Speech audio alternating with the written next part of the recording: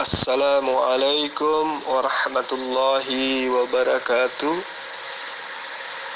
Damai sejahtera untuk kita semua, para sahabat sekalian. Apa kabar nih? Beberapa hari tidak jumpa dengan saya. Mudah-mudahan kita semua dalam keadaan sehat walafiat, tetap di dalam berkat Allah Subhanahu wa Ta'ala. Para sahabat sekalian, puji syukur ya, pada konten kali ini saya kembali mempersembahkan dialog dengan pendeta Lamsen Nyobahu dari Sekte Advent. Materi ini sangat menarik rekan-rekan sekalian karena mengguncang iman daripada pendeta Lamsen yang harus mau tidak mau, suka tidak suka, dia harus mengakui bahwa Tuhan mereka itu punya sisi kelemahan, meskipun pada dasarnya, pada awalnya dia mengakui bahwa Tuhan itu maha kuasa dan kemahakuasaannya itu tidak bisa hilang meski sedetik pun. Ya, saya kira seperti itu ya para sahabatku. Mudah-mudahan apa yang saya sajikan ini bisa menambah keilmuan kita, pemahaman kita, dan membentengi iman kita dari hal-hal yang tidak diinginkan oleh Allah, yaitu adanya keraguan terhadap kebenaran ajaran agama Islam. Saya kira demikian sebagai pengantar. Mudah-mudahan ada manfaatnya untuk kita semua. Akhirul kalam. Assalamualaikum warahmatullahi wabarakatuh. Gak mau khotbah lagi, Jul? Ya betul. Jadi Tuhan itu cuma satu. Tapi kan yang perlu dipahami di sini, orang Hindu juga mengklaim Tuhan itu bukan Tuhan yang Pak Lamsen Nyobahu sembah. Ya kan? Kristen juga tentu mengatakan bahwa bukan Tuhan itu yang sebenarnya yang disembah oleh Hindu, kan gitu. Islam juga demikian, mengklaim bahwa yang disembah Kristen itu bukanlah Tuhan yang sebenarnya. Demikian juga Tuhan Lamsen pasti tidak mengakui sembahan Islam itu adalah Tuhan yang benar. Nah, untuk itulah kita bahas Tuhan secara universal. Siapa sih pencipta itu? Seperti itu. Gimana? Oke, saya sangat paham itu Tuhan Lamsen Nyobahu. Gimana kalau kita membahas tentang Sang Pencipta? Ya, kita Sang Pencipta secara umum ya. Jadi bukan sembahannya Islam, bukan sembahannya Kristen, tetapi Sang Pencipta secara umum. Gimana kalau kita angkat tema ini supaya kita tidak kita tidak saling mengklaim, tapi kita membahas tentang esensi pencipta secara umum. Gimana Tuhan Lamsen? Tidak ada ayat itu mengatakan Tuhan itu yang mati. Tidak ada. Tapi sebagai manusia, dia berdoa. Sebagai manusia, dia mati. Bukan Tuhan yang mati. Ya, sebagai manusianya. Kalau Tuhan itu ada di surga atau ada di mana-mana, inilah yang tidak dapat dipahami oleh otak dan logika manusia. Ya, kan Alkitab tidak pernah mengatakan Tuhan mati, tapi sebagai manusia dia mati. Artinya bukan Tuhan itu yang mati, manusianya yang mati. Ya, jadi ini tidak dapat dipahami oleh otak dan logika manusia karena dia ajaib. Kalau mampu dipahami otakmu, mampu dipahami otak saya, berarti Tuhan itu tidak ajaib. Ya, yang ganjil-ganjil itulah yang membuat dia ajaib. Contoh, kalau ada batu melayang, nggak ada jejak ke tanah, melayang terus, nggak ada tembuannya, adat, itu kan namanya ajaib. Ya, nyata tapi ya, dia melayang, itu namanya ajaib. Ini pun begitu. Tuhannya kok bisa jadi manusia mati, Tuhannya kok nggak mati? Ini tidak bisa dipahami oleh manusia. Seperti batu yang tergantung itu melayang di udara gitu, nggak ada jejaknya, nggak ada tempat letaknya. Itu kan nggak masuk akal. Itu disebut ajaib. Ada kok yang ajaib loh. Kenapa disebut ajaib? Karena tidak masuk akal, tidak bisa dipahami oleh otak dan logika manusia. Inilah kan tidak bisa tidak bisa kita pahami. Makanya dia ajaib. Jul pun sudah mengakui itu ajaib itu sebetulnya dari secara tidak langsung karena tidak paham. Saya pun mengakui dia itu ajaib karena saya tidak paham. Kok bisa? Tuhannya tidak mati, manusia mati. Artinya Tuhan sudah mati. Nah, begitu Jul. Saya kalau menurut logika saya juga sama dengan logika kamu, Jul. Ya, sama. Logika kamu dengan logika saya sama. Tidak mengerti hal itu. Maka saya pun tidak bisa jelaskan. Alkitab ceritanya begitu. Oh, bagaimana saya katakannya? Yang penting, saudaraku-saudaraku, para kristologi ini tidak mengajarkan ajaran Alkitab dalam keadaan salah, memelintir ajaran Alkitab. Tapi kalau masih diajarkan terus, saya berteriak-teriak juga untuk menentangnya. Jangan begitu, jangan begitu. Sebaiknya, mari kita mengajarkan ajaran yang baik, yang benar dari agama kita sendiri. Itu. Saya tidak ada ilmu apa-apa. Mau bicara apa? Tentang politik, saya tidak tahu politik. Mau bicara tentang teknik, saya tidak tahu teknik. Ekonomi juga saya tidak tahu. Yang tahunya saya hanya mengkonter teriakan-teriakan teman muslim saja. Begitu, Pak. Yang saya tahu, Sang Pencipta itu tidak ada Sang Pencipta secara umum. Yang tahu hanya satu pencipta menurut Alkitab. Jadi, pemahaman Jul ini kayaknya Sang Pencipta itu ada berapa? Kan cuma satu, Sang Pencipta. Hanya Tuhan, Alkitab saja yang menciptakan segala sesuatu. Itu namanya Sang Pencipta. Yang secara umum gimana lagi? Tuhan yang mana lagi itu?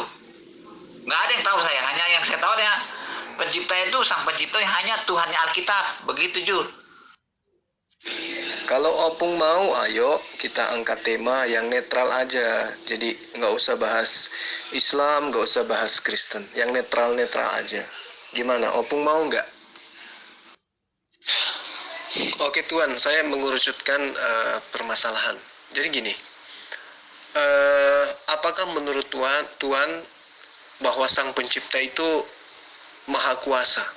Atau apa definisi Maha Kuasa menurut Tuhan? Silakan. Oke, Tuan Lamsen, terima kasih atas jawabannya. Nah, kalau misalnya kitab Tuhan itu mengatakan Tuhan itu Maha Kuasa, apakah itu sama dengan kuasa dengan Maha Kuasa? Jawabannya tentu berbeda, bukan? Nah, ketika Tuhan di dalam iman Tuan Lamsen ini Maha Kuasa, apakah pernah di dalam kemahakuasaannya itu Sang Tuhan memiliki waktu atau masa di mana kemahakuasaannya itu hilang? Entah itu sedetik atau 2 detik. Atau selamanya Sang Pencipta itu Maha Kuasa. Itu gimana itu, Tuan Lamsen? Iya, saya sangat paham, Tuan Lamsen. Tapi kan masalahnya, orang-orang itu juga menganggap sembahannya itulah yang paling benar. Iya kan? Mereka menganggap sembahan mereka itu yang menciptakan alam semesta ini. Nah, kita sebagai orang yang beragama dan juga punya sembahan, tentu mengklaim bahwa Tuhan kita lah yang paling benar di antara seluruh sembahan-sembahan yang ada. Termasuk Islam, mengklaim bahwa sembahannya adalah sembahan yang paling benar dan tidak ada sembahan yang berhak untuk disembah kecuali apa yang disembah oleh umat Islam itu sendiri. Tentu sebagai Kristen, Tuan Lamsen juga mengimani hal yang sama, yaitu Tuhannya yang paling benar, kan gitu. Nah, sekarang mari kita tanggalkan konsep ketuhanan atau kita tanggalkan pemahaman kita terhadap Tuhan kita masing-masing. Tapi kita coba untuk membahas tentang seperti apa sih sebenarnya Tuhan itu atau Sang Pencipta. Jadi saya mengambil kata Tuhan ya supaya kita punya konsep pemahaman yang sama bahwa Tuhan yang dimaksud di sini adalah Sang Pencipta alam semesta. Misalnya gini, bagaimana sih bisa kita mengetahui bahwa Tuhan itu ada? Artinya dengan pola apa yang kita gunakan terlepas daripada kitab suci yang kita punya, sehingga kita bisa mengambil sebuah kesimpulan bahwa Sang Pencipta itu pasti ada. Gitu. Jadi saya mengajak Tuan Lamson Nyobahu ini kan sebagai seorang pemikir ya, apalagi tadi dia katakan bahwa saya tugasnya mengkanter setiap ada teriakan-teriakan orang Islam terhadap kekristenan. Ya, anggap saja kayak gitu. Jadi saya merasa bahwa Tuhan ini bisa diajak berdiskusi, mengkaji apakah Tuhan itu ada. Dan kalau Tuhan itu ada, seperti apakah esensi daripada Tuhan yang kita agung-agungkan itu sebagai pencipta. Itu maksud saya, Tuhan. Bukan masalah isinya, Tuhan, ini mengenai penamaan kitab Tuhan itu. Apa sih susahnya Anda mengatakan gospel? Atau Anda mengatakan, kalau pingin kali bahasa Arab, gunakan Al-Muqaddas. Apa susahnya? Kenapa harus menggunakan kata Alkitab? Emang wajib? Kan tidak. Terus kenapa Anda gunakan? Sementara di sisi lain Tuhan tahu, itu adalah penamaan yang sangat prinsip di dalam iman Islam.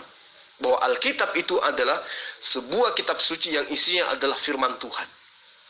Dan bukan hanya itu, Alkitab itu adalah milik orang Islam. Tidak bisa seenaknya orang di luar Islam itu menggunakan kata Alkitab itu. Gak bisa. Layaknya Anda tidak akan terima kalau buku matematika saya sebut sebagai gospel atau Injil. Anda tidak akan terima. Sama ketika Anda mengatakan kitab Tuhan tulisan Lukas ini sebagai Alkitab.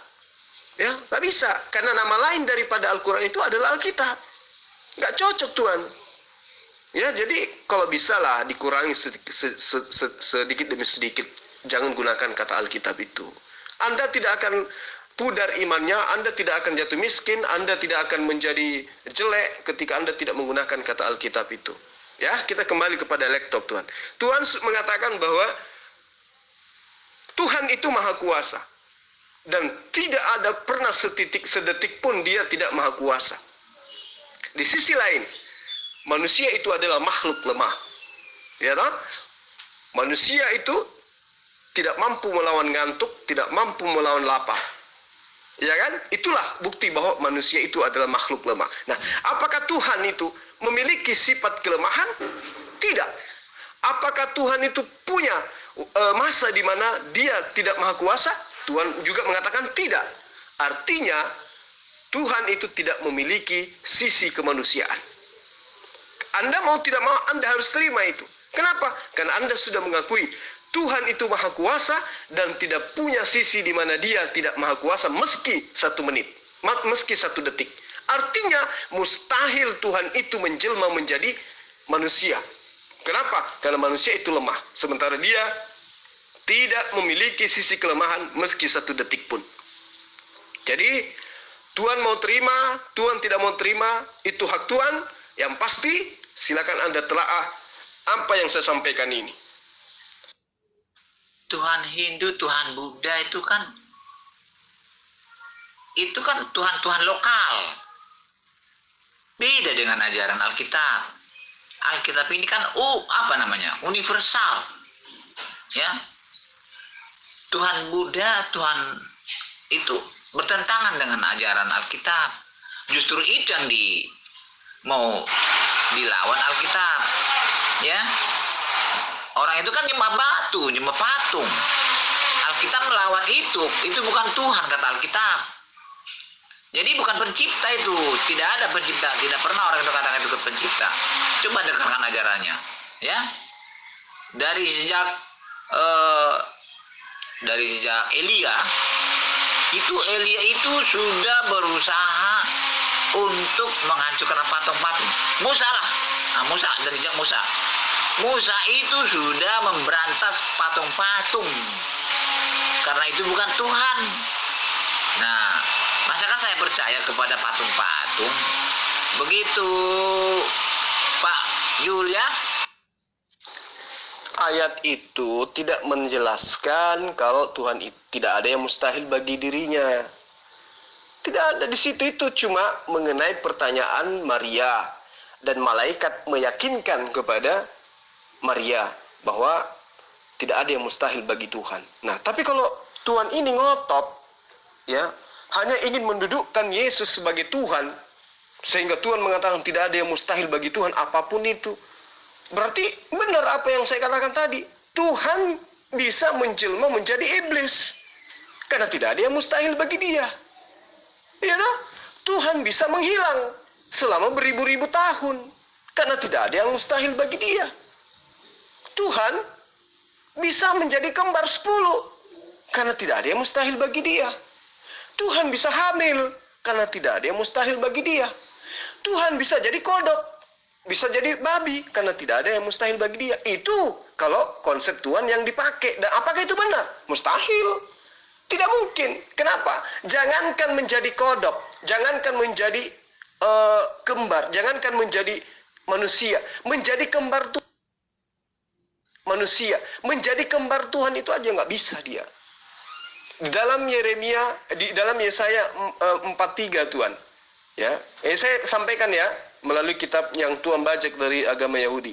Di dalam Yesaya 43 ayat 10 Tuhan berkata, "Engkaulah yang menjadi saksi-saksiku, tidak ada Tuhan yang dibentuk sebelum aku, dan tidak ada Tuhan yang dibentuk setelahku." Artinya, mustahil ada Tuhan yang dibentuk setelah Tuhan memproklamirkan diri kepada Abraham dan Musa. Mustahil. Mustahil. Mustahil ada Tuhan yang dilahirkan oleh manusia. Mustahil.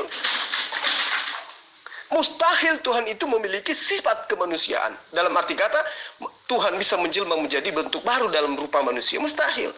Tuhan sudah tegaskan itu. Tapi kalau Anda ingin melawan Yesaya 43:10 itu dengan Lukas 1 ayat 30, ya silakan, itu hak Anda, saya tidak bisa melarang. Saya hanya meluruskan supaya orang-orang tahu bahwa pemahaman Kristen terhadap Tuhan bisa menjelma menjadi apapun karena tidak ada yang mustahil bagi Tuhan dengan berlandaskan atas karangan tulisan asisten Paulus bernama Lukas. Seperti itu Tuhan. Jadi tolonglah kembali kepada konsep yang Anda katakan pertama tadi. Tuhan itu maha kuasa dan tidak punya masa meski sedetik pun untuk menjadi tidak maha kuasa. Artinya tidak ada satu detik pun bagi Tuhan di mana dia menjelma menjadi manusia, menjelma menjadi lemah. Seperti itu. Saya tidak tahu seperti apa yang kamu katakan itu. Tapi hanya Alkitab yang tahu. Saya baru anak lahir baru kemarin, tidak ada berpengetahuan. Ya, nggak bisa saya jawab itu. Kalau menurut saya tidak ada. Saya itu orang biasa, orang tidak berpengetahuan. Saya berpengetahuan tahu dari Alkitab. Alkitab itu mengatakan Tuhan itu maha kuasa. Begitu. Maaf, Pak Jul. Saya tidak mempunyai pengetahuan apa-apapun tentang Tuhan. Karena Tuhanlah yang mendatangi saya melalui Alkitab. Tadi saya tidak tahu Tuhan kok. Tidak kenal Tuhan. Tapi Tuhan memperkenalkan dirinya melalui Alkitab. Dan Alkitab ini menyebar ke seluruh dunia. Beda dengan agama Hindu. Tidak menyebar ke seluruh dunia. Hanya di India saja sampai di Bali sana mungkin. Tidak untuk umum. Hanya untuk orang Hindu. Makanya namanya agama Hindu. Buddha gitu juga. Itu yang menyembah patung. Dan agama Buddha itu tidak memperkenalkan dirinya kepada seluruh umat manusia. Buktinya sampai sekarang hanya orang-orang Buddha saja yang beragama Buddha, orang Hindu saja beragama Hindu. Tidak ada orang Batak beragama Hindu, tidak ada orang Jawa beragama Hindu. Yang ada orang Bali saja. Nggak tahu kenapa bisa orang Bali beragama Hindu. Ya, jadi itu bedanya.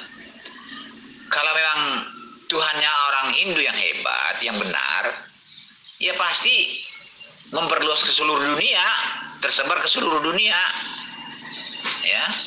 Jadi Tuhannya Kristen dan suaranya Islam itu saya akui hebat. Karena apa? Menyebar ke seluruh dunia, tidak lokal. Jadi saya tidak paham itu agama Buddha itu Tuhannya bagaimana. Saya tidak paham agamanya Hindu itu bagaimana. Karena tidak menyebar. Yang menyebar itu adalah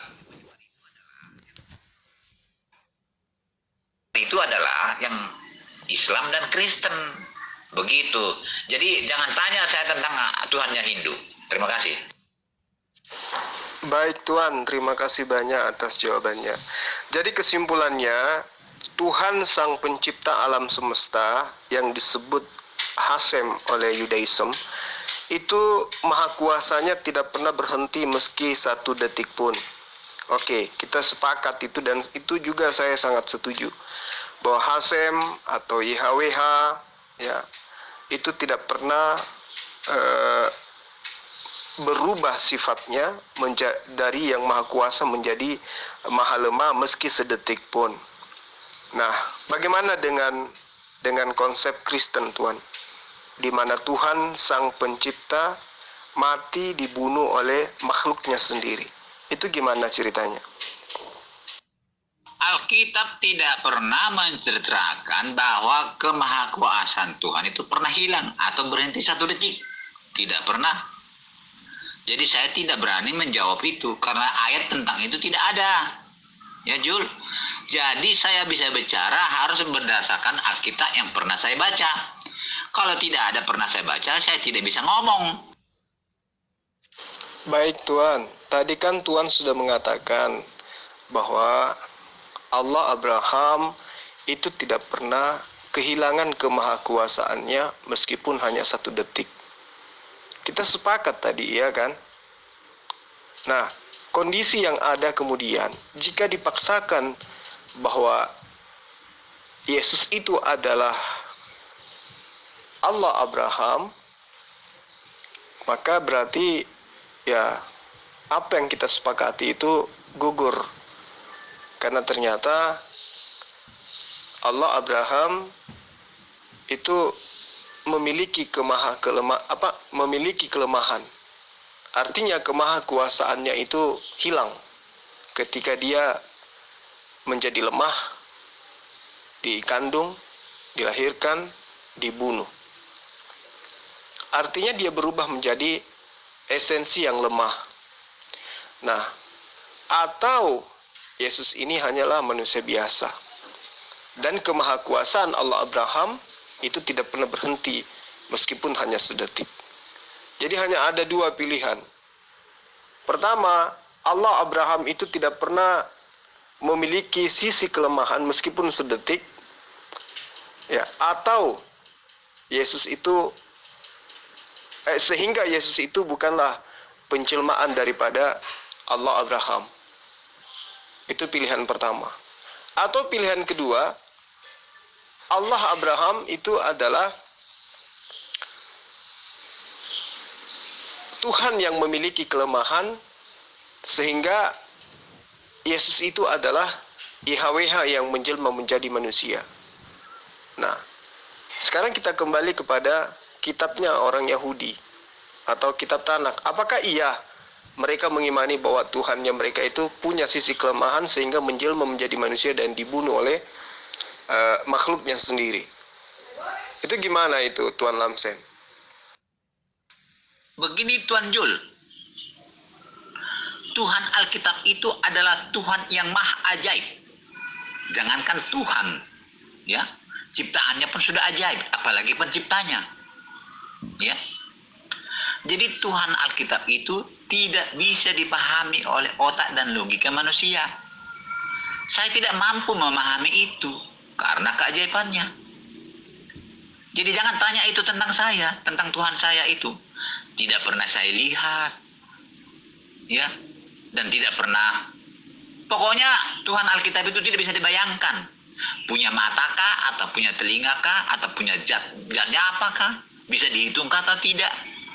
Saya tidak mampu menjelaskan itu.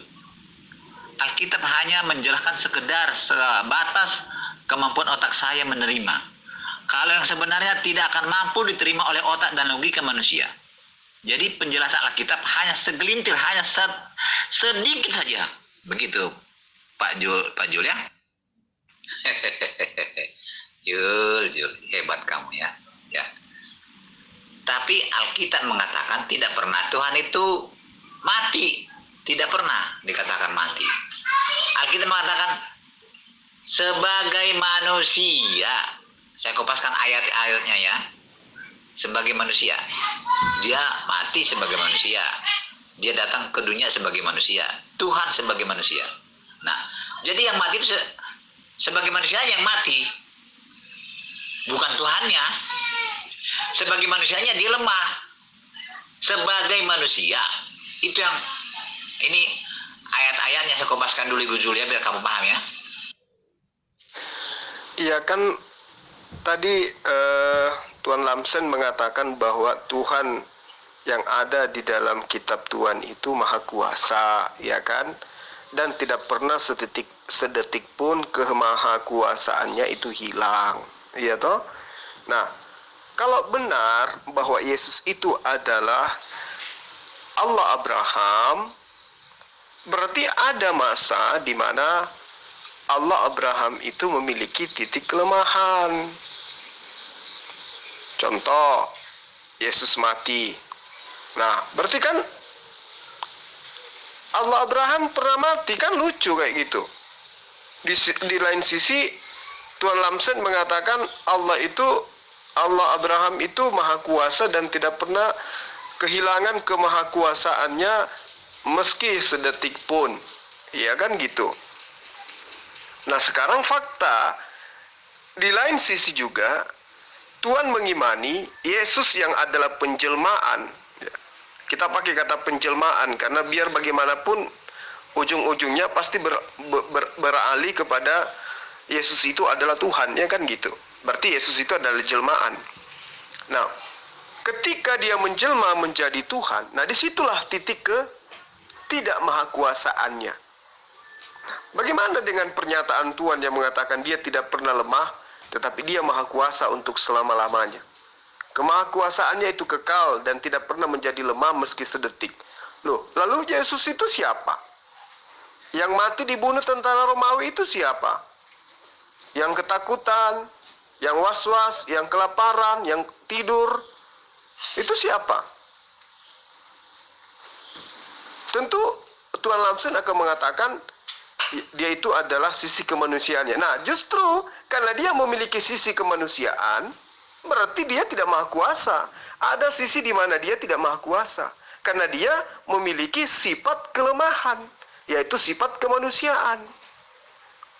Sementara kalau dia adalah betul maha kuasa, mustahil dia memiliki sisi kemanusiaan. Itu gimana, Tuan?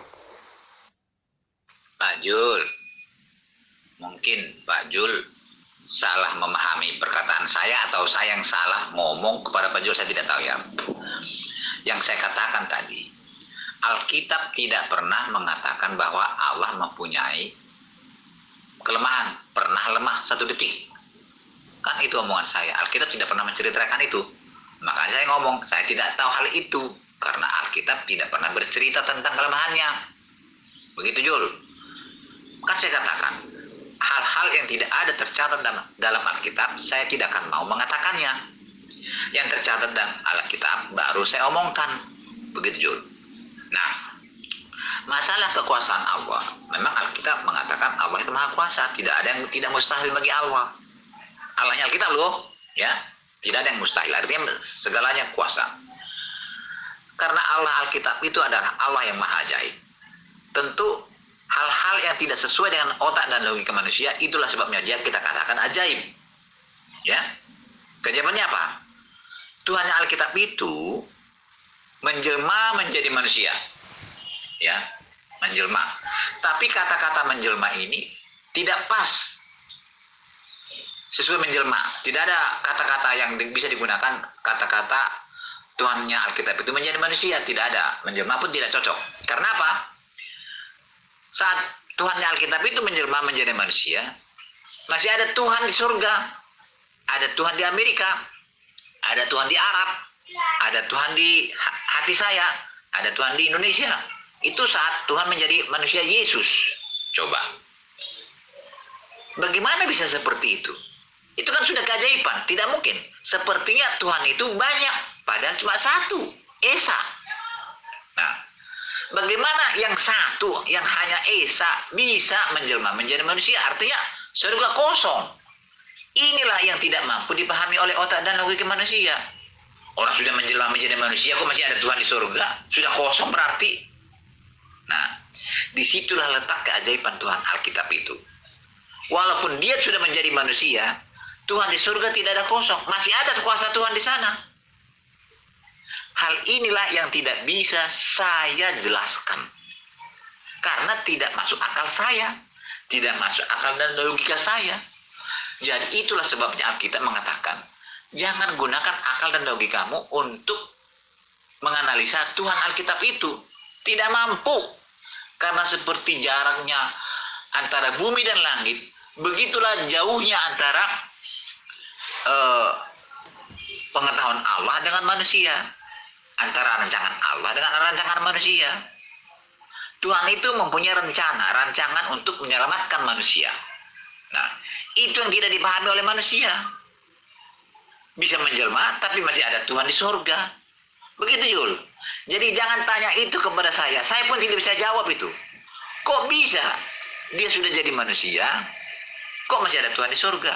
Nah, yang lucunya, ya, yang tidak masuk akal, dia menjadi manusia lemah, penakut, bisa berdosa, tapi tidak berdosa.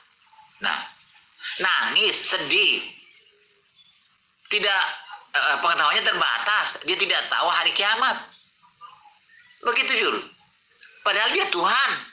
Nah, apakah ini berarti Tuhan itu sudah banyak dong? Ada Tuhan di surga, ada Tuhan di bumi. Itu menurut akal dan logika manusia. Tapi Alkitab mengatakan Tuhan itu satu. Nah, itulah yang tidak bisa saya jawab, Jul. Jadi ketuhanan itu tidak mampu dipahami oleh otak dan logika manusia. Beda dengan Allahnya Al-Quran. Gampang. Kalau Allahnya Al-Quran ada di surga, tidak ada di bumi lagi. Kalau ada Allahnya Al-Quran ada di bumi, di surga sudah tidak ada lagi.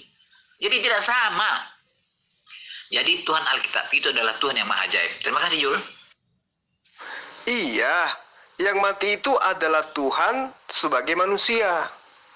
Justru itu titik kelemahannya di situ. Kalau dia adalah Sang Maha Kuasa, maka dia tidak akan pernah memiliki sisi kemanusiaan. Kenapa? Karena sisi kemanusiaan itu adalah sisi kelemahan. Kayak mana bisa mengatakan dia Maha Kuasa sementara dia memiliki sisi kemanusiaan? Kan mustahil.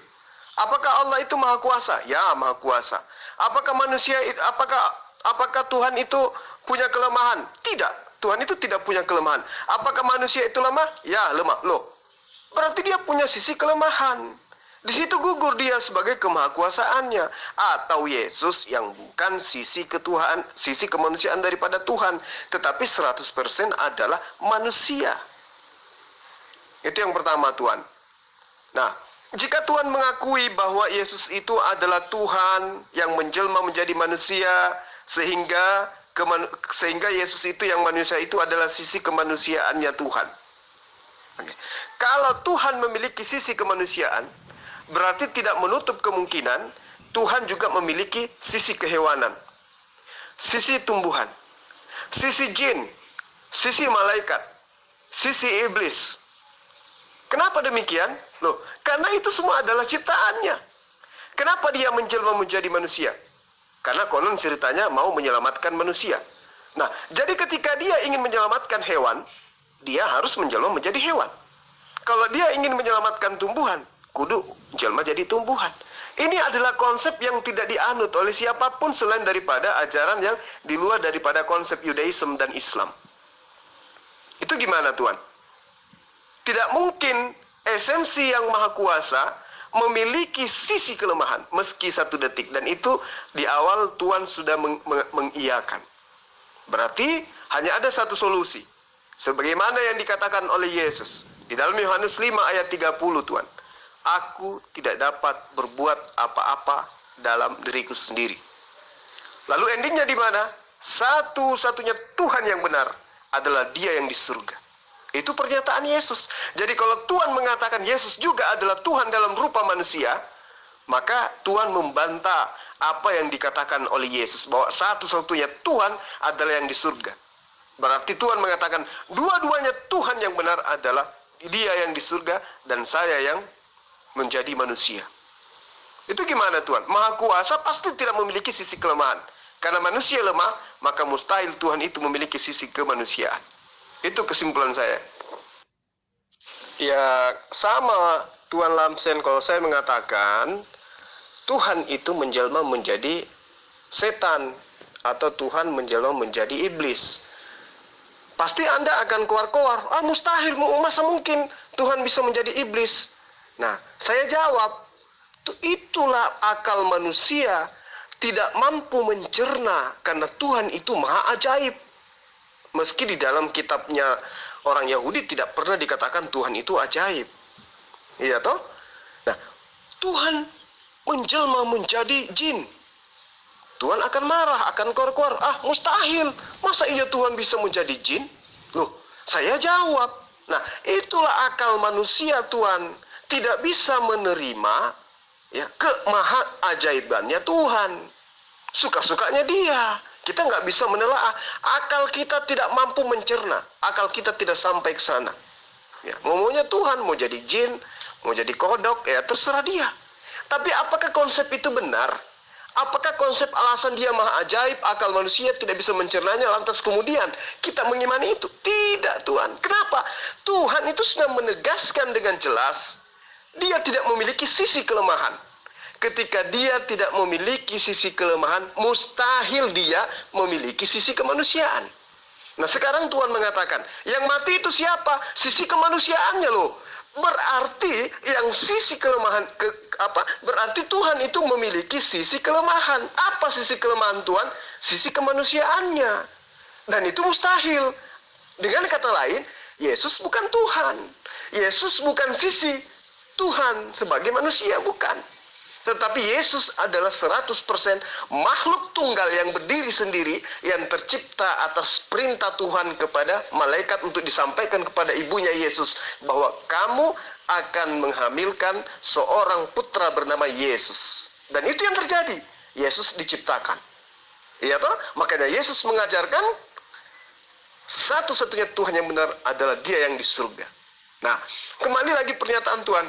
Dia kan manusia, yang mati itu manusia, sisi manusianya, bukan sisi Tuhannya. Tapi Anda jangan merasa pura-pura nggak tahu. Kalau yang menjadi manusia itu adalah adalah Tuhan dalam sisi kemanusiaannya. Nah, apakah Tuhan memiliki sifat kelemahan? Tidak. Berarti dia tidak punya sisi kemanusiaan. Iya, kalau begitu Yesus bukanlah Tuhan, bukan penjelmaan Tuhan. Apapun ceritanya. Jul, jangan khotbah dulu ya. Bukan begitu cerita Alkitab ya. Kamu harus tahu jalan ceritanya dari awal ya. Dari awal pun sudah ceritanya begini Jul. Tuhan menciptakan langit dan bumi dan segala isinya itu apa? Sungguh amat baik. Tapi rusak karena dosa. Nah, inilah yang bisa memperbaiki, tidak ada yang lain, hanya Tuhan sendiri. Dengan cara apa? Dia turun ke bumi memperbaikinya. Dengan cara manusia, ya. Dia jari manusia. Jul, Alkitab terang-terang mengatakan tidak ada yang mustahil bagi Tuhan. Jadi tidak mustahil Tuhan bisa jadi manusia, bisa jadi lemah saat manusia.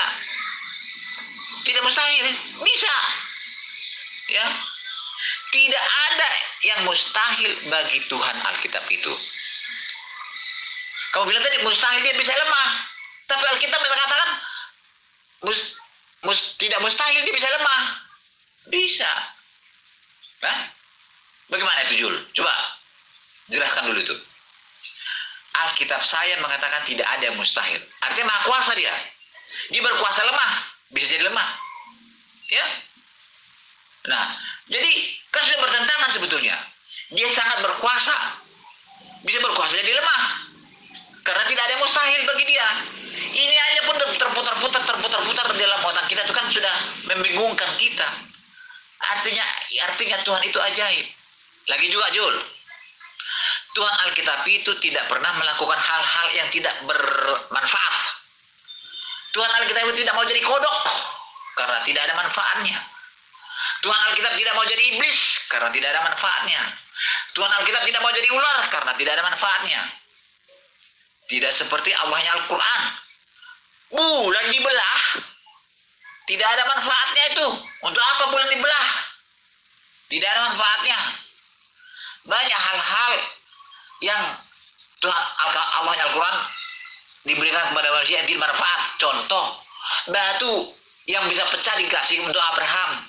Apa manfaatnya batu dikasih untuk Abraham sama Ismail itu? Ya, jadi sangat banyak hal-hal yang tidak bermanfaat Tuhan berikan kepada manusia, Allahnya Al-Quran. Tapi kalau Tuhan Alkitab itu tidak pernah melakukan hal-hal yang tidak bermanfaat. Ya begitu, Julia. Baik, Tuan Lamsenio Baho, pertama, inilah makanya saya tidak setuju ketika penamaan kitab Tuhan itu disebut sebagai Alkitab. Karena kalau Tuhan mengatakan Alkitab, persepsi umat Islam itu tertuju kepada Injil, tertuju kepada Zabur, tertuju kepada Torah. Sementara di sisi lain umat Islam itu tidak pernah mengimani gospel itu sebagai Alkitab. Itu Tuhan. Jadi alangkah baiknya kalau berdiskusi dengan saya khususnya, kalau yang Anda maksud itu adalah Lukas, jangan bilang Alkitab. Itu nggak cocok Tuhan. Layaknya saya mengatakan kucing saya panggil sebagai pendeta, nggak nyambung dia. Seperti itu. Jadi yang Tuhan katakan itu adalah Lukas 1 ayat 36 yang mengatakan bahwa tidak ada yang mustahil bagi Tuhan. Tapi Tuhan yang mana dulu nih? Ya, jangan Anda samakan Tuhannya Yahudi dengan Tuhannya Kristen, beda. Tapi kita tidak bahas itu ya. Coba kita lihat di dalam Lukas 1 ayat 37 itu bercerita tentang apa sehingga dikatakan oleh Lukas, pengarang Lukas yang bukan murid Yesus, dia katakan tidak ada yang mustahil bagi Tuhan. Ini bercerita tentang apa konteksnya? Itu pada saat malaikat datang kepada Maria menyampaikan firman. Maria, Tuhanmu menginginkan kamu hamil dan melahirkan seorang anak bernama Isa. Itu adalah firman Tuhan yang datang kepada Maria. Maria tidak percaya. Malaikat itu mengatakan, lihat Elizabeth, ya, sudah tua, mandul lagi, tapi dia hamil karena Tuhan yang menghendaki. Maria bilang, bagaimana mungkin saya hamil? Saya tidak pernah disentuh laki-laki. Dijawablah oleh malaikat, tidak ada yang mustahil bagi Tuhan. Itu konteksnya di situ. Maksudnya, kalau Tuhan menghendaki kamu hamil, ya kamu hamil. Tapi bukan berarti kalau Tuhan menghendaki dia jadi kodok, dia jadi kodok. Kalau Tuhan menghendaki dia jadi manusia, dia jadi manusia. Bukan begitu maksudnya Tuhan. Makanya saya bilang, tolonglah kalau diskusi dengan saya, ya, gospel itu disebut aja gospel Tuhan, jangan disebut Alkitab. Kalau macam saya nih masih ngerti ya, bisa tahu mana Lukas, mana Matius, mana Markus. Tapi Islam yang awam mendengarkan Tuhan menyebut-nyebut Alkitab itu, dia punya prediksi pemikiran itu, paradigma berpikirnya itu adalah kitab suci. Padahal di mata Islam secara keseluruhan, kitab Tuhan itu mohon maaf, itu bukan kitab suci. Karena itu adalah karangan-karangan orang. Nah, contoh Lukas ini. Anda katakan di dalam Alkitab, padahal catatan Lukas. Lukas itu bukan nabi dia. Dari mana dia mendapatkan perkataan-perkataan ini? Entah. Kalau kita lihat dari ayat-ayat pertama, dia dapatkan dari hasil penyelidikan. Apakah itu bisa disebut sebagai Alkitab? Tulisannya tidak. Seperti itu Tuhan Lamsen, supaya kita bisa saling meluruskan, ya kan? Nah, kemudian Tuhan mengatakan, buat apa Tuhan jadi iblis? Tidak ada manfaatnya. Itu bagi Tuhan karena akal Tuhan tidak bisa mencerna. Bukankah Tuhan pahami bahwa malaikat itu kelak akan masuk ke neraka? Kasihan Tuhan, kasihan, supaya dia selamat dari neraka. Tuhannya Tuhan itu harus jelma jadi iblis, bermanfaat, supaya neraka itu tidak ada yang isi. Masa tega sih membiarkan iblis masuk ke neraka? Kalau memang Tuhan itu dikatakan tidak ada yang mustahil dalam perspektif pemahaman seperti itu. Harusnya Tuhan, ya, yang Anda sembah menjelma menjadi iblis supaya mereka tidak masuk neraka. Itu manfaatnya. Nah, sama ketika saya kembali kepada Tuhan mengatakan, oh, manfaatnya Tuhan menjadi manusia agar manusia diselamatkan, agar manusia itu bisa berdamai dengan Tuhan. Tapi setelah Yesus datang, Tuhan menjelma menjadi manusia. Begitu Yesus terangkat, kemungkaran demi kemungkaran malah semakin banyak. Apa manfaatnya dia hadir? Sekarang pemerkosaan masih ada, pembunuhan masih ada. Dulu sebelum Yesus datang, belum ada AIDS. Ya toh? Sekarang begitu Yesus datang, ada AIDS, ada corona, ada itu. Apa manfaatnya Yesus menjelma menjadi Tuhan? Allah menjelma menjadi Tuhan kalau begitu? Percuma kan? Sekiranya begitu Tuhan menjelma menjadi manusia, manusia semua jadi baik, manusia semua tidak ada lagi bunuh-bunuhan, tidak ada lagi perampokan, tidak ada pemerkosaan, tidak ada. Tapi buktinya malah semakin banyak maksiat. Iya toh? Jadi Tuhan, saya katakan sekali lagi, Lukas 1 ayat 37 itu tidak bisa dijadikan dasar. Pertama, bukan firman Tuhan. Kedua, itu tidak bercerita tentang pribadi Tuhan, tetapi bercerita tentang kekuasaan kekuasaan kehendak Tuhan terhadap ciptaannya. Kau hamil atau tidak hamil, kamu disentuh laki-laki atau tidak disentuh laki-laki, kau mandul atau tidak mandul, kau punya suami, kau punya istri, kalau saya mau, tidak ada yang mustahil bagi saya. Itu kata Tuhan. Tetapi kalau Tuhan mau jadi lemah, itu yang mustahil. Karena Tuhan itu memiliki sifat-sifat mustahil. Pertama, mustahil punya istri, mustahil punya anak, ya toh? Mustahil dia mati. Mustahil Tuhan itu hamil. Mustahil Tuhan itu kembar. Mustahil Tuhan itu menjadi 3. Itu. Jadi harus dipisahkan. Tuhan itu memiliki sifat-sifat mustahil. Tidak mungkin mustahil Tuhan itu sakit perut. Mustahil Tuhan itu mati. Mustahil Tuhan itu berdoa kepada Tuhan. Itu sifat-sifat mustahil itu. Makanya harus diimani, dipelajari bahwa Tuhan itu memiliki sifat-sifat mustahil bagi dirinya. Paham ya Tuhan ya? Betul. Ya, kalau resepsi Islam atau pemandangan Islam terhadap Alkitab itu memang begitu. Tidak saya sangkal itu. Jadi, jangan bawa pandangan Islam untuk memahami Alkitab. Tidak bisa bertentangan. Ya, saya tahu Muhammad tidak mengakui bahwa Alkitab saya itu adalah kitab Injil, Taurat, itu tidak diakui. Yang kamu imani adalah hal-hal yang bayangan saja, hayalan yang tidak ada. Jadi Muhammad itu, Al-Quranmu itu memerintahkan kamu untuk mengimani hal-hal yang tidak ada. Coba, Al-Quranmu itu memerintahkan kepada saya, tegakkan ajaran Taurat dan Injil. Bagaimana saya menegakkan ajaran Taurat dan Injil yang tidak ada, kalau memang bukan ini, Taurat dan Injil itu? Ya. Jadi saya tidak bisa sangkal apa yang kamu katakan itu, karena menurut pandangan Islam, pandangan Al-Islam ya, saya tidak mau nyangkal itu, betul itu kamu bilang itu, pandangan Islam. Tapi inilah Alkitab kami itu. Kamu menyalahkan ya wajar, karena ajaran Al-Quran dengan ajaran Alkitab itu kan bertentangan. Saya tidak bisa sangkal kamu, nggak apa-apa itu. Ya selamat menyangkal lah, tidak bisa saya paksakan kamu imani itu. Yang kamu imani adalah hal-hal yang tidak ada. Taurat dan Injil yang sudah tidak ada itu kamu imani. Bagaimana kamu bisa membuktikan kamu mengimani yang sudah tidak ada? Nah, itu terserah kamu lah. Ya, saya tidak mau bahas ini. Jadi sekarang kamu udah kumat lagi khotbah. Saya tidak tahu lagi mana yang mau saya komentari. Yang saya komentari hanya awal kamu cerita ini, awal ceritamu itu aja.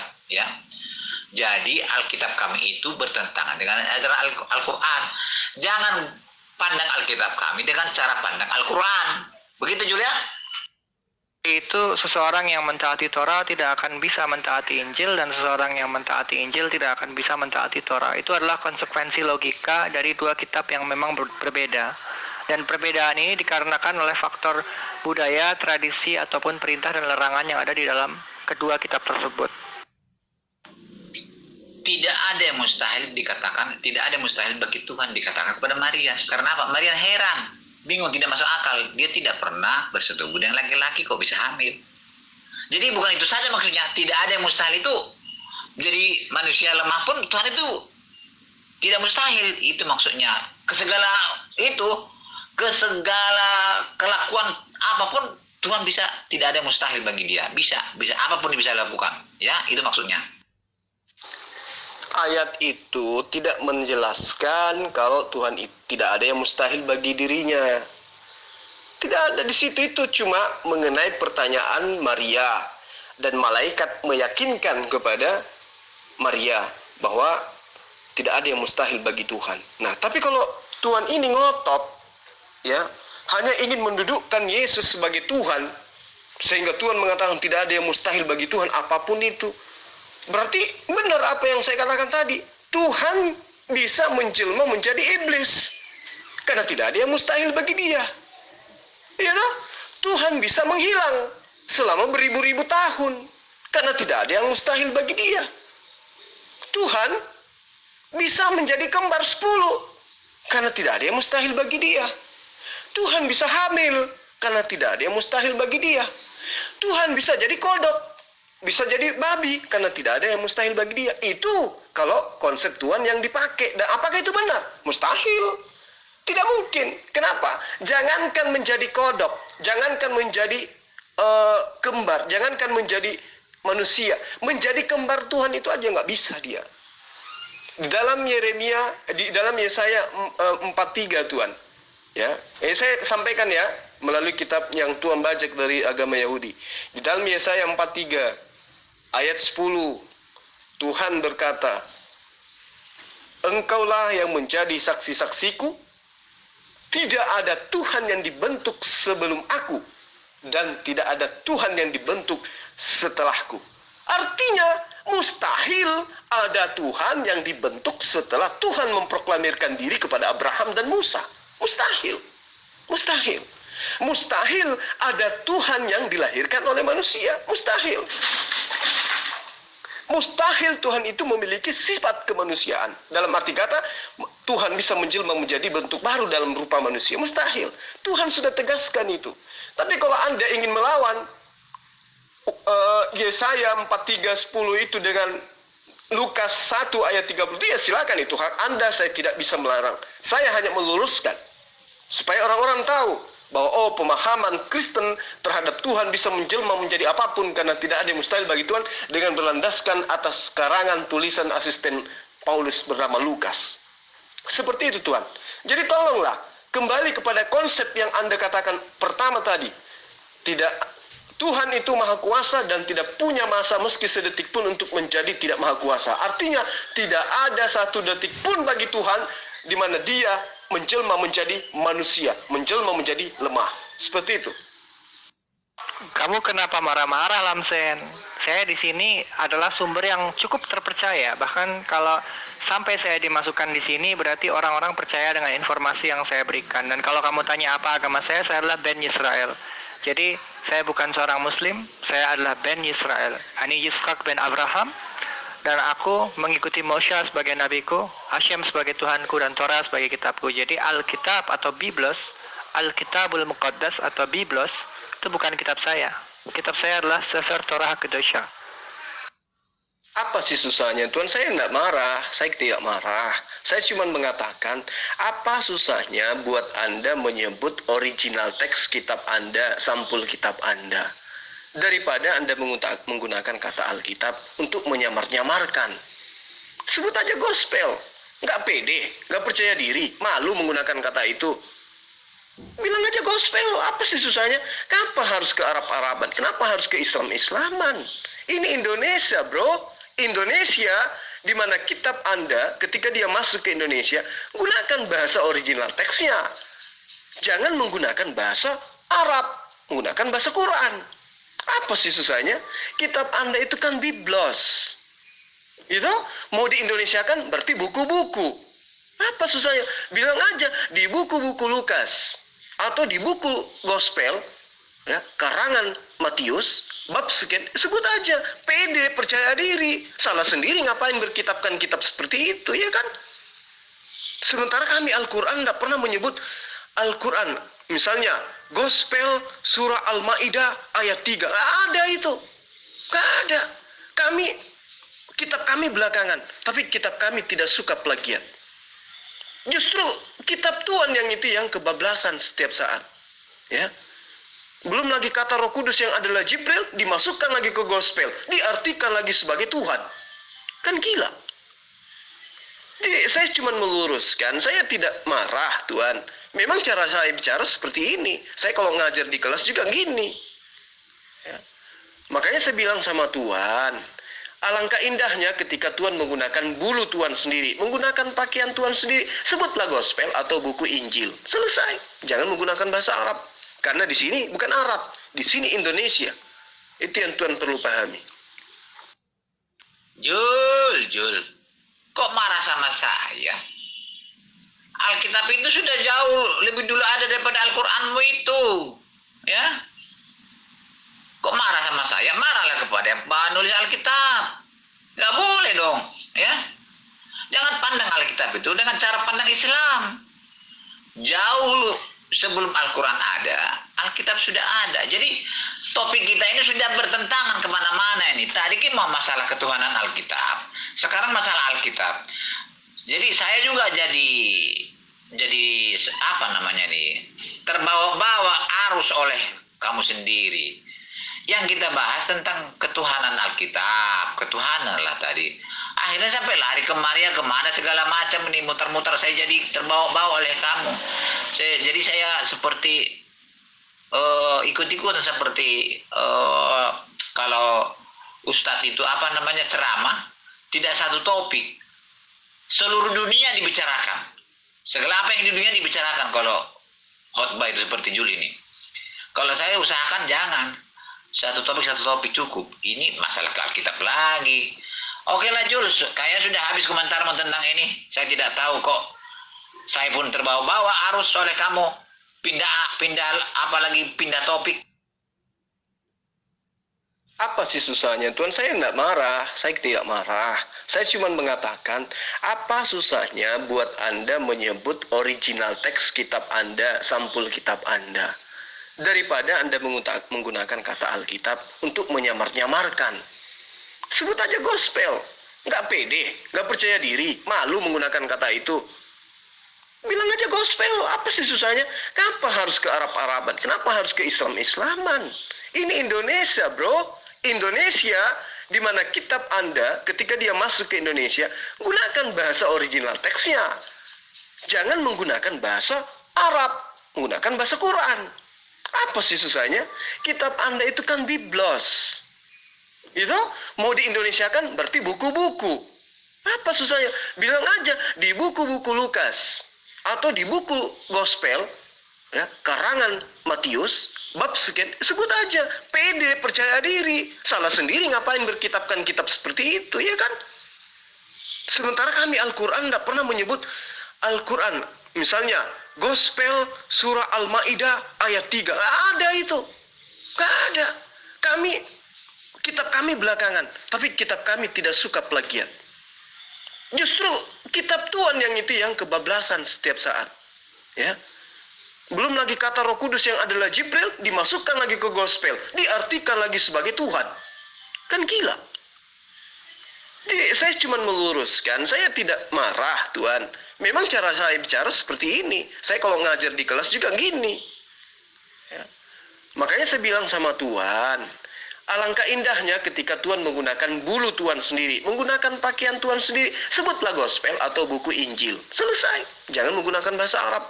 Karena di sini bukan Arab, di sini Indonesia. Itu yang Tuhan perlu pahami. Isa, kamu jangan komentar-komentar. Kamu pura-pura apa ini, agama Yahudi atau agama Islam kamu ini? Saya kemarin kamu dialog dengan saya, entah kemana kamu lari lagi. Ini mau komentarin lagi. Kamu agama apa sih? Kamu kenapa marah-marah, Lamsen? Saya di sini adalah sumber yang cukup terpercaya. Bahkan kalau sampai saya dimasukkan di sini, berarti orang-orang percaya dengan informasi yang saya berikan. Dan kalau kamu tanya apa agama saya adalah Ben Yisrael. Jadi, saya bukan seorang Muslim, saya adalah Ben Yisrael. Ani Yitzhak ben Abraham.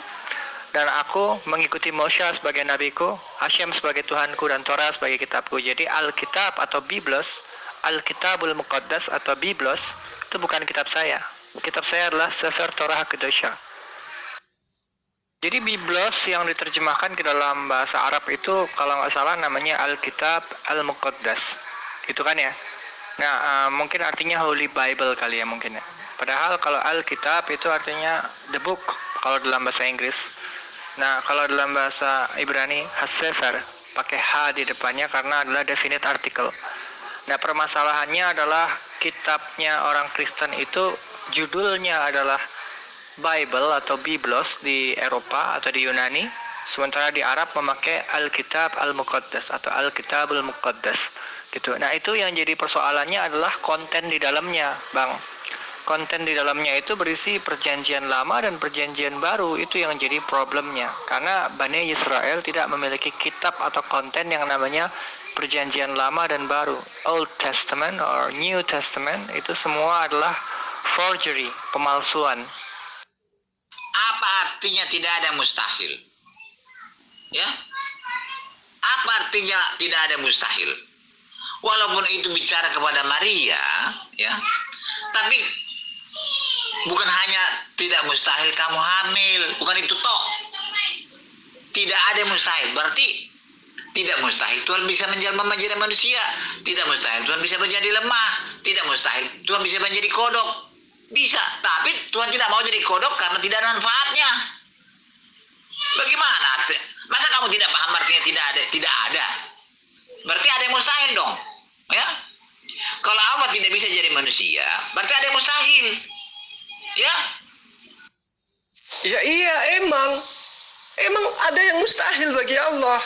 Coba Anda lihat kitab yang Anda baca dari agama Yahudi. Ayo. Lihat aja. Di dalam Yesaya 43 ayat 10. Engkaulah yang menjadi saksi-saksiku. Tidak ada Tuhan yang dibentuk sebelum aku. Dan tidak ada Tuhan yang dibentuk setelahku. Artinya, mustahil ada Tuhan yang dibentuk dalam rupa manusia. Apalagi kodok. Iya toh? Gimana sih? Kalau Tuhan ingin mendudukkan kebenaran, lalu kemudian kebenaran itu Tuhan mau ngambilnya dari kitab, apakah itu kitabnya orang Yahudi yang Anda baca atau kitab Anda yang dari Yunani, harus mendudukkan konsep itu dari asalnya. Ya toh? Gospel kan hanya dikatakan sebagai penggenapan daripada kitabnya orang Yahudi. Nah, apa yang dikatakan di kitabnya orang Yahudi? Adakah Hasem atau YHWH itu akan dilahirkan oleh manusia? Tidak, bukan? Adapun Yesaya 9 ayat 6 itu Anda salah artikan, karena di situ bercerita tentang kisah, bukan bercerita tentang nubuah. Telah lahir seorang anak. Telah berarti sudah terjadi, bukan nanti lahir. Ya, di abad pertama. Bukan. Jadi ketika Tuhan Lamsen ya, ketika Tuhan Lamsen mengatakan tidak ada yang mustahil bagi Tuhan, sehingga dia bisa menjadi apapun. Kalau begitu, coba Anda jujur sama saya. Tuhan itu bisa tidak hamil? Coba Anda jawab dulu ini. Saya ingin tahu sejauh mana Anda berbicara disadari oleh otak Anda sendiri. Ya, apakah Anda setuju kalau Tuhan itu bisa saja hamil? Silakan Anda jawab. Sesuai dengan apa yang tertulis di dalam Torah, Hashem tidak pernah mewujud menjadi manusia atau menjadi benda. Karena Hashem itu memenuhi langit dan bumi dan alam semesta, sehingga kalau dikatakan menjelma itu berarti terkurung oleh ruang dan waktu. Hashem itu adalah sesuatu yang tidak bisa dikurung oleh ruang dan waktu. Karena kalau dibilang, oh Tuhanku ada di surga, berarti surganya besar, Tuhannya kecil. Hashem tidak berlaku seperti itu. Kalau ikan saja harus ada di akuarium, harus dipenuhi oleh air, baru dia bisa hidup. Manusia dipenuhi oleh udara, baru dia bisa hidup. Maka Hashem ini lebih daripada air dan udara. Dia memenuhi segalanya. Jadi Hashem itu kalau dibilang ada di mana-mana, itu karena memang Hashem memenuhi segalanya. Dan ada di segala tingkat waktu tanpa batas. Dan manusia tidak bisa membatasi itu. Tetapi kalau dikatakan Hashem menjadi manusia, itu membatasi Hashem. Gini Jol, pengabaran Injil itu menyesuaikan diri terhadap situasi dan lingkungan di mana dia mengabar Injil. Alkitab dikhususkan ke Indonesia. Yang di Indonesia ini dulu, yang mungkin ya, saya tidak tahu, sudah ke Arab, budayanya sudah budaya Arab, bisa dipakai budaya Arab. Itu maksudnya supaya mendekati, mengambil supaya cocok dan dipahami oleh orang yang di daerah itu ada, begitu. Jadi tidak mempertahankan bahasa aslinya dari, misalnya dari Ibrani, bahasa Ibrani mempertahankan bahasa, tidak. Dia mengikuti kondisi daerah di mana Injil itu diberitakan. Contoh, bahasa Batak bukan Alkitab, ditulis Bible. Nah, Karena daerah batas sana tidak mengerti Alkitab artinya. Tidak paham itu. Apa arti Alkitab nggak tahu. Tapi kalau bahasa Indonesia langsung mengerti, oh Alkitab itu kitabnya Tuhan. Bukan meniru-niru Arab, tidak. Kebetulan bahasa Indonesia itu berasal dari bahasa Arab. Ya, ada yang berasal dari bahasa Arab. Bahasa Indonesia itu ada yang berasal dari bahasa daerah. Itu bahasa Indonesia. Itu Alkitab itu bukan bahasa Arab, itu bahasa Indonesia itu sekarang. Ya. Jadi kamu jangan marah dalam hal itu. Ya, jangan protes, tidak bisa diprotes. Sekali lagi saya ulangi supaya kamu paham. Berita Injil itu diberitakan ke seluruh umat manusia. Di dunia ini bermacam-macam budaya, bermacam-macam suku, bermacam-macam kondisi. Jadi pengabar Injil itu menyesuaikan pengabarannya sesuai dengan budaya yang di tempat itu, di mana dibuat, menggunakan bahasa di tempat itu supaya gampang dimengerti dan dipahami. Begitu. Itu contohnya. Itulah yang jelas di tanah Batak sana tidak ada kata Alkitab sana, tidak ada, tidak ditemui. Di Cina pun tidak ada kata Alkitab. Yang ada hanya di Indonesia. Ya, itu sudah bahasa Indonesia, bukan bahasa Arab. Begitu Julia? Bukan itu alasan yang sebenarnya, Tuhan. Umat Islam dimanapun berada, dia tidak akan pernah merubah kitab sucinya dengan bahasa setempat. Misalnya Al-Quran sampai ke Amerika. Di Amerika Al-Quran itu tidak akan merubah diri menjadi kitab yang sesuai dengan bahasa orang Amerika. Enggak. Kenapa? Karena itu adalah firman Allah. Enggak boleh dirubah-rubah. Meskipun ada tujuannya. Al-Quran ketika datang ke Indonesia, ya, karena mau orang Indonesia itu menjadi Islam, maka Al-Quran diterjemahkan ke dalam bahasa Indonesia, dihilangkan original teksnya. Tidak, Al-Quran tidak memiliki budaya seperti itu. Al-Quran ketika ke Cina, berubah bahasa menjadi bahasa Cina, karena menginginkan orang Cina masuk ke dalam ajaran agama Islam. Itu juga tidak. Al-Quran dimanapun berada, dia percaya diri bahwa apa yang ada di dalamnya adalah firman Tuhan. Tidak ada yang bisa mengalahkan itu. Berbanding terbalik dengan kitab Tuhan. Ke Indonesia berubah menjadi kitab orang Indonesia. Kalau di dalamnya mayoritas Islam, maka kitabnya ke-Islam-Islaman. Ketika dia ke Cina, karena di sana banyak yang beragama Buddha, maka kitabnya ke Buddha-Buddhaan. Ketika ke Yerusalem, karena di sana menganut YHWH, Hasem, maka kitabnya berubah menjadi ke Yahudi-Yahudiaan. Ya itulah kitab Tuhan. Tidak punya pendirian. Sehingga ketika orang Cina, orang Jepang, orang Indonesia, orang Amerika, satu gereja, dan digunakan bahasa Cina, maka orang-orang Amerika, orang Indonesia, orang Malaysia akan bingung. Apa dibilang ini? Apa yang dikatakan oleh pendeta ini? Bingung dia. Begitupun sebaliknya. Bingung. Karena kitabnya itu hanyalah terjemahan-terjemahan. Bukan firman Tuhan lagi. Seperti itu Tuhan. Kaitannya dengan kitab Tuhan yang masuk ke Indonesia, ke Islam-Islaman, itu tujuannya ada.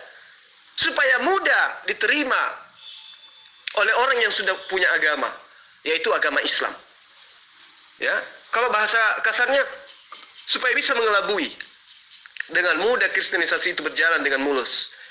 Kalau kitabnya menggunakan kata Allah, kitabnya menggunakan Alkitab, kitabnya menggunakan kata iman, kitabnya menggunakan kata takwa, kitabnya menggunakan kata roh, kata Allah, kata Rasul, kata Nabi. Ya itu tujuannya apa?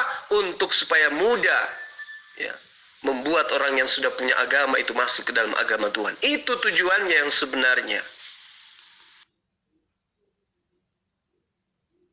Ya itulah, dari dulu saya katakan kepada kamu, Jul, Al-Quran itu beda dengan Alkitab. Jangan kamu samakan, harus seperti Al-Quran, Alkitab itu. Bagaimana sih, Jul? Ini judul kita sudah selesai kayaknya ya, Jul ya. Saya sudah mau berhenti ini. Saya tidak mau lagi membahas yang lain-lain. Pokoknya saya kasih tahu kepada kamu, cara Alkitab beda dengan cara Al-Quran. Beda dengan cara Alkitab. Alkitab itu untuk seluruh umat manusia yang bermacam-macam bahasa, bermacam-macam budaya. Jadi dia mengikuti itu supaya gampang dipahami oleh manusia-manusia di dunia ini. Kalau Al-Quran tidak, tetap Al-Quran terus, di mana-mana Al-Quran terus. Ya itu begitu. Jangan kamu paksakan Alkitab harus seperti Al-Quran. Kalau di Alkitab seperti Al-Quran sudah sama. Ya, tidak ada bedanya nanti lagi. Begitu Jul, ya. Makanya jangan kamu rasa risih dalam hal itu. Perbedaan itulah makanya ada dua kitab itu berbeda. Kalau sudah sama bukan Alkitab lagi namanya, Al-Quran jadi namanya, ya kan? Oke. Sebaiknya kita akhiri dulu pembicaraan kita karena sudah ngawur ini dari ketuhanan sampai ke kemustahilan sampai ke nama Alkitab, ya. Sudah tidak cocok lagi, sudah bukan dialog lagi namanya ini. Demikianlah para sahabat sekalian, Pendeta Lamsenio Baho dari Sekte Advent tidak bisa membuktikan dan terjebak oleh pernyataannya sendiri yang mengatakan bahwa Tuhan itu maha kuasa dan tidak pernah setitik pun kehilangan kemahakuasaannya. Nah, oleh karena pernyataannya ini sendiri dan melihat kenyataan bahwa di dalam konsep agama mereka, Tuhan mereka itu pernah lemah selama kurang lebih 33 tahun. Dengan demikian bahwa hanya ada dua pilihan, yang mana dua pilihan ini jika dia pilih salah satunya maka jelas keimanan mereka itu akan hancur bersama dengan hancurnya konsep yang mereka imani. Pilihan pertama, Tuhan itu maha kuasa dan tidak pernah kemahakuasaannya itu hilang menjadi lemah meski hanya sedetik pun. Atau yang kedua, pilihan kedua adalah Yesus itu bukan Tuhan, tetapi 100% manusia yang dilantik menjadi Tuhan sehingga dikatakan bahwa Tuhan datang dalam rupa manusia. Nah, dengan demikian para sahabat sekalian, ini adalah kondisi yang sangat berat karena orang Kristen itu harus mengakui kalau Yesus itu adalah Tuhan, berarti Tuhan itu tidak maha kuasa karena memiliki sisi kelemahan, kan gitu. Nah, kalau mereka tidak mengakui Yesus itu adalah Tuhan, maka gugurlah iman mereka selama ini. Seperti itu. Saya kira ini adalah pelajaran buat kita semua. Mudah-mudahan ini bisa kita jadikan sebagai pelajaran dan juga sebagai penambah ilmu dan juga sebagai bahan untuk mempertebal iman kita bahwa Islam itu adalah ajaran yang paling benar baik dari segi akidah maupun dari segi syariat. Demikian saya akhiri. Assalamualaikum warahmatullahi wabarakatuh.